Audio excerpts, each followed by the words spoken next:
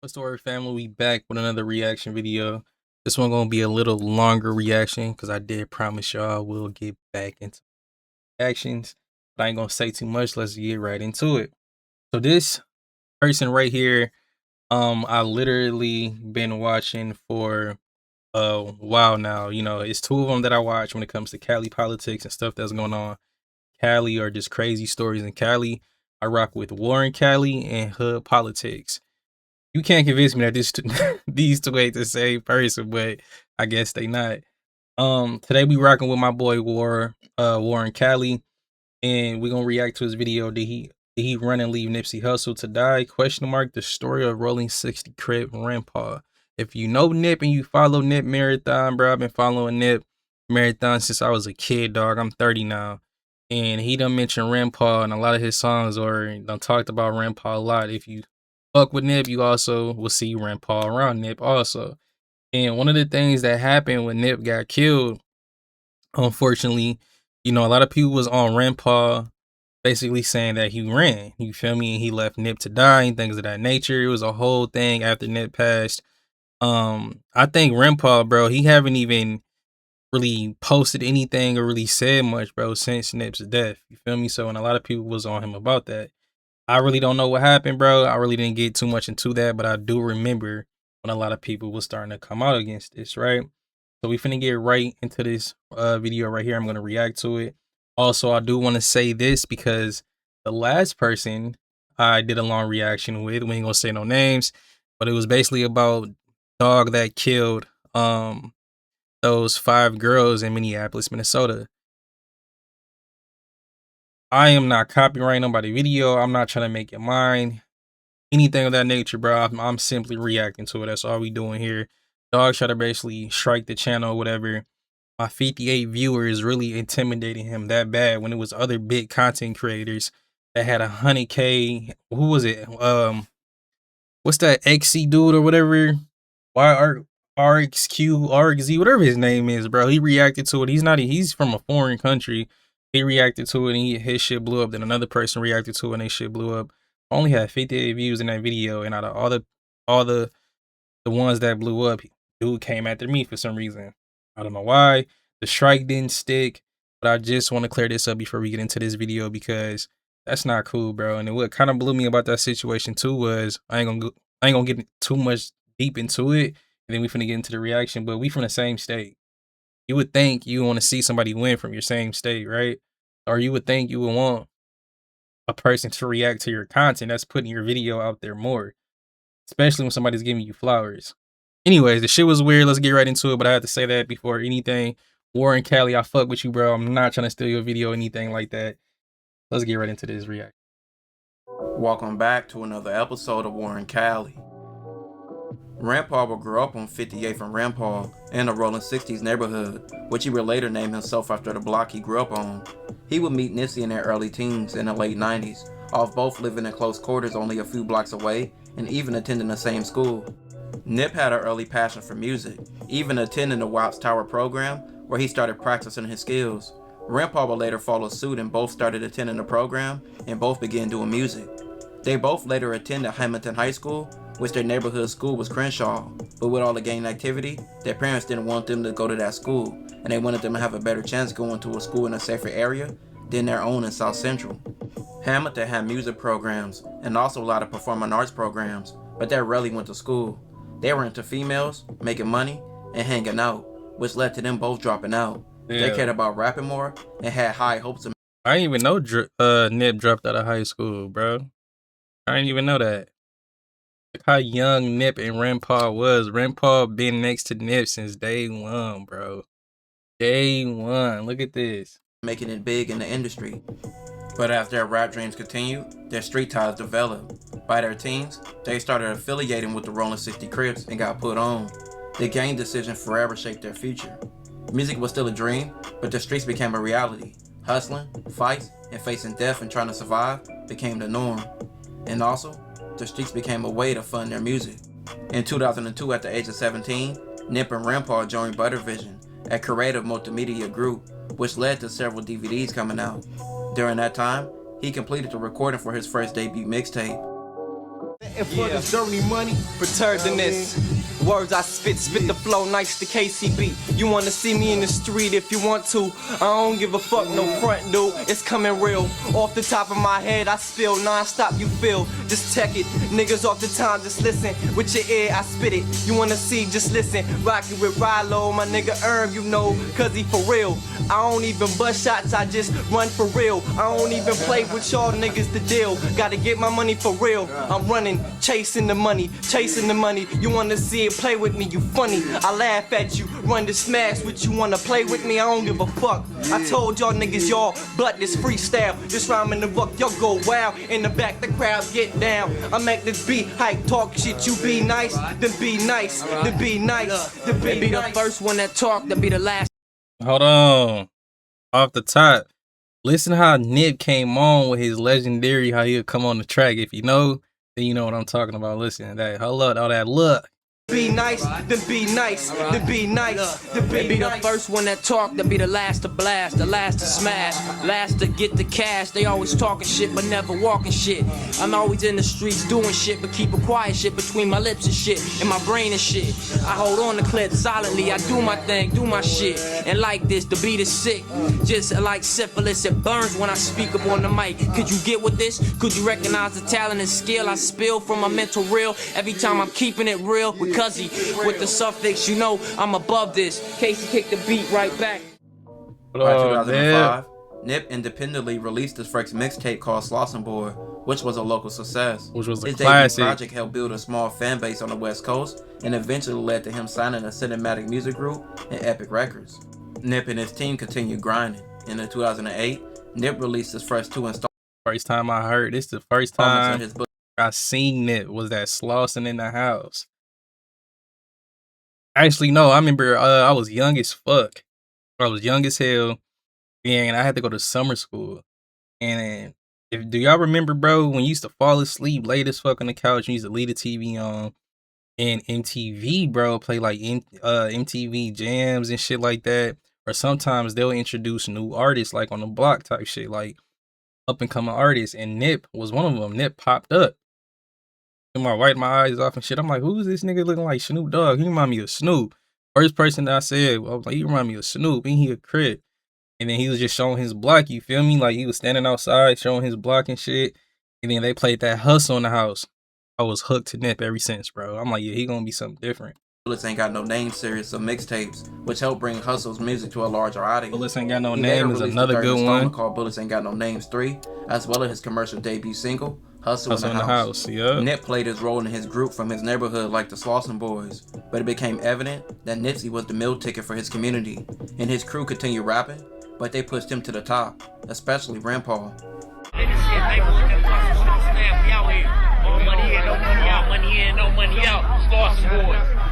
What y'all know about nappy head Nip with the nappy braids, fat nappy braids, man? It don't stop, you feel me? Hold you on the wrist like 5 carats on the fuck. Go get that mixtape, volume 2. Yeah.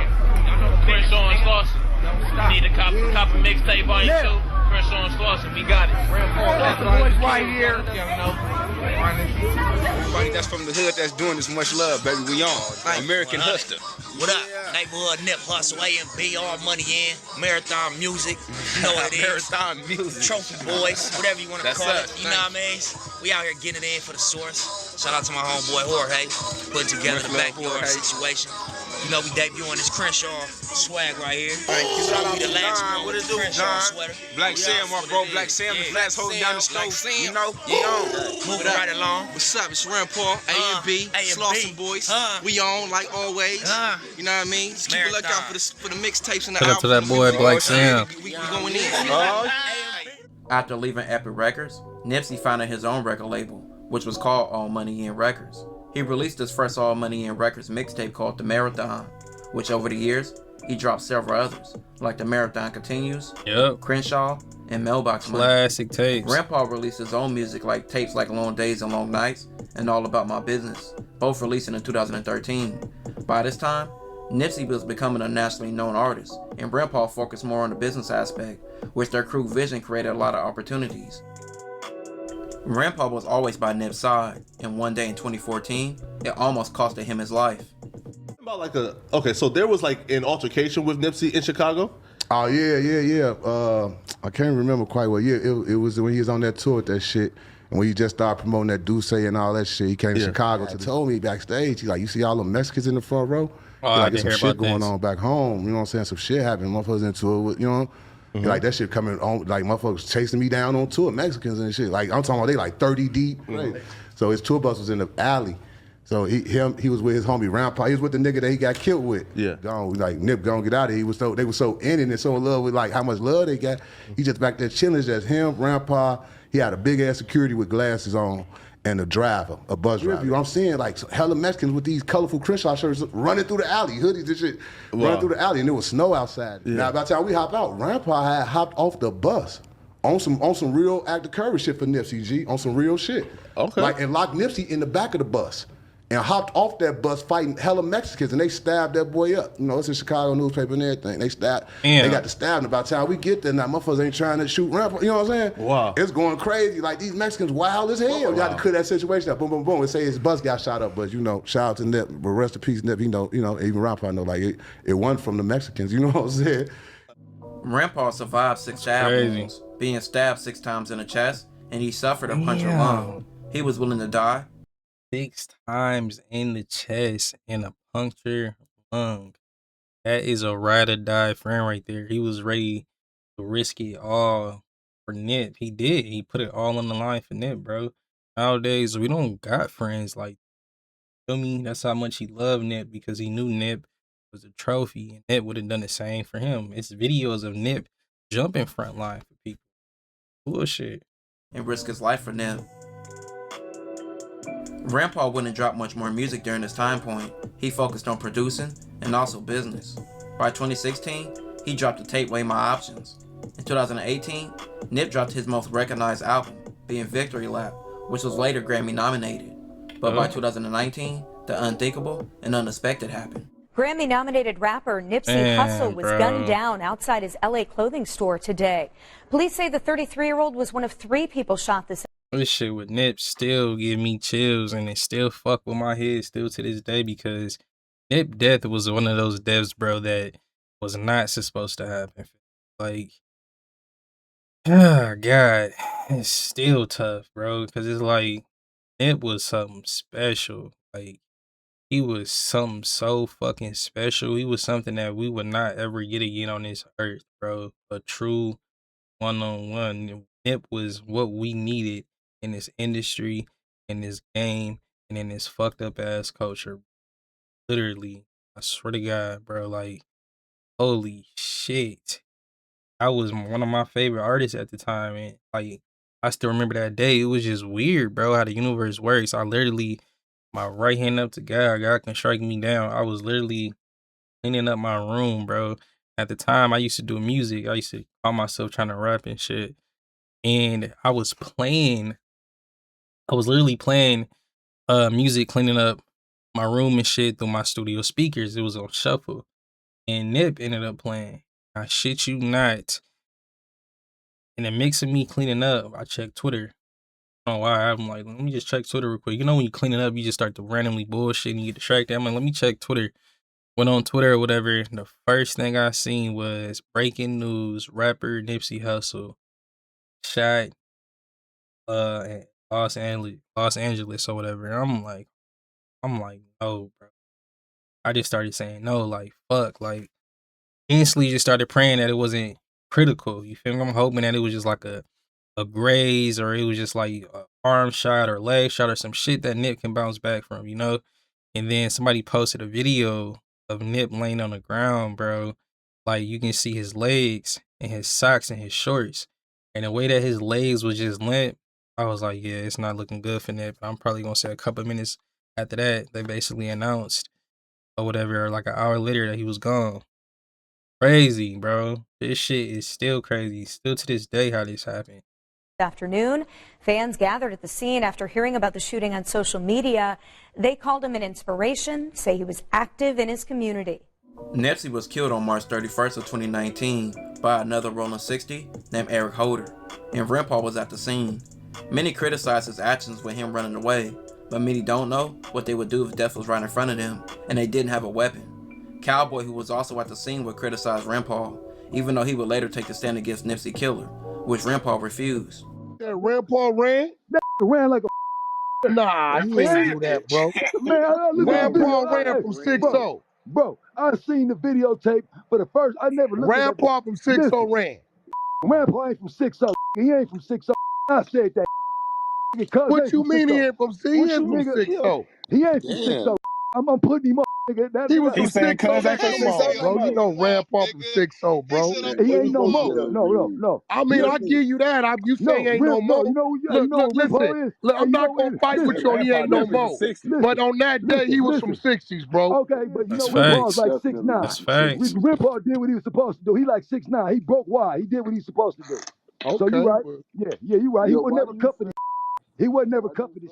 After Nipsey's death, Rampaw went under the radar for a while, but he recently has made waves online, with him coming out and addressing issues he's faced in the last few years that seem to have been eating him up. The one that said go to Melrose.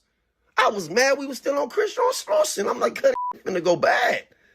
Oh, hood, nigga, let's just leave. Let's leave, bro. I had been saying that. Oh, hood, I knew that was gonna happen. I knew it was only a matter of time. Oh, hood. Only reason why Nip was there that day because he didn't want nothing bad to happen to his homies. He didn't want nothing bad to happen to his brother. He didn't want nothing bad to happen to me. He didn't want nothing bad to happen to none of his niggas that he knew was gonna be there, and it happened because of something he was involved in. If y'all want to know the truth, and I figured that out on my own. You know what, man? I think don't want me to tell the truth. To be honest with you, I think niggas don't want me. I think niggas don't want me to tell the truth for real. On hood, I'm trying to do it the right way. I'm trying to go about it the right way. I'm trying.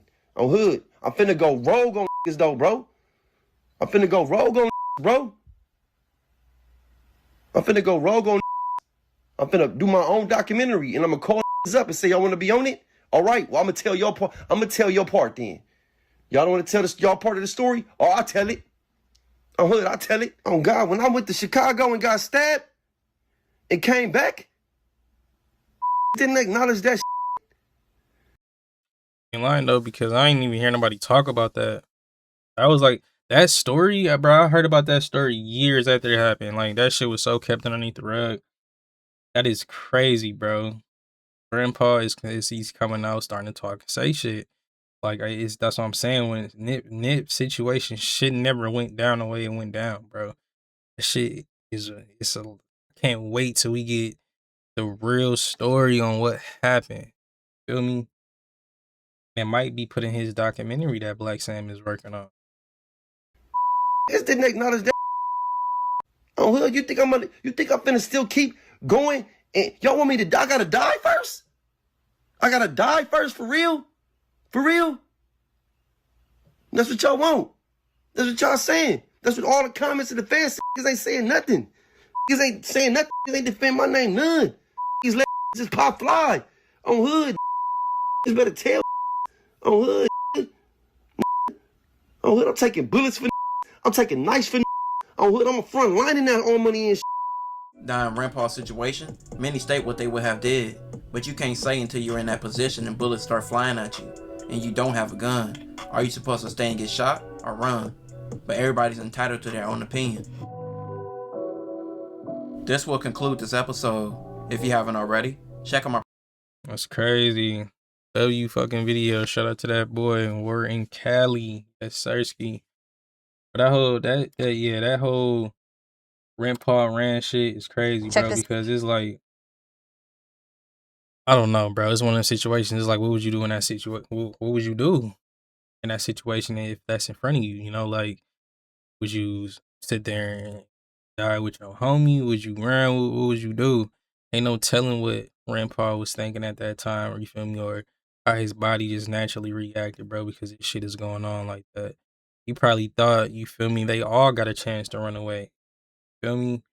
I don't know. I really can't speak on it or say too much because I wasn't there. Just how I wasn't there. You know? That shit is crazy. It's wild that I just think he's coming out saying that he was telling it that day he had a weird feeling, that he had a bad feeling, or he was basically telling Nip like, we need to get from up here type shit. You feel me? Like I'm not feeling what's going on. And even Black Sam, if you go back and watch that interview, he did. I can't remember who it was, but he was speaking on that day or whatever with a podcaster, and he was saying that that day was weird as fuck because security ain't had guns. Like motherfuckers wasn't even strapped for real. He peeped. It was a lot of sloppy weird shit going on too. You know, like just that whole situation is insane. We lost a great that day. Nip. It's wild that Nip is not here anymore. You feel me? Due to some bullshit and a weird motherfucker that really did that to Nip. You gotta be a real cold hearted person that wanna kill Nip. Feel me? Like Cali politics, I get it, it's gang banging shit get tricky. I understand it, but it's like, damn. I feel like even if I was deep into that shit or whatever, I just wouldn't be able to kill Nip. Feel me? Like, what? Nip? Come on, gang. Like, he doing too much for our community. Like, way too fucking much. We need him right now. So, the whole situation is still sad, bro. Still fuck with me. I ain't gonna lie to you. Because, you know, if you know me, then you know I really fucked with Nip. Feel me? And like, you know, this shit with Rampaw is crazy. Maybe one day we'll get the truth, family. You never know. But I ain't gonna say too much. I feel like I said too much entirely already. We're gonna keep the longer reaction videos coming back. I do appreciate the ones that still tapped into them. Make sure you hype your boy up. Show me some love. Hit that sub, like, and comment button. We're gonna keep them coming. I'm out of here. Peace and love my boy DJ. I'm gone. Damn. Yeah.